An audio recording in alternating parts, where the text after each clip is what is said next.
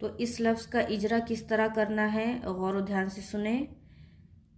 हा, हा के ऊपर खड़ा ज़बर है, खड़ा ज़बर बराबर होता है अलिफ मद्दा के।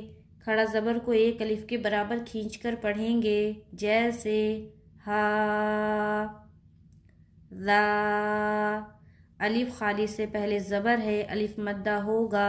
अलिफ मद्दा को एक अलिफ के बराबर खींचकर पढ़ेंगे, जैसे ज़ा, हाज़ा। जब भी ज़ाल की अदायगी करेंगे नरमी के साथ करेंगे। यहाँ पर हा जा नहीं बोलना और नहीं हाज़ा बोलना, बल्कि इसको ज़ाल को नर्म के साथ अदा करेंगे। नरमी होनी चाहिए ज़ाल की अदायगी में। ज़ाल का मखरज क्या है, ज़बान की नोक और तनाया औलिया का किनारा, उसमें टच करेंगे जब ज़बान की नोक को, तब ये ज़ाल हर्फ अदा होगा।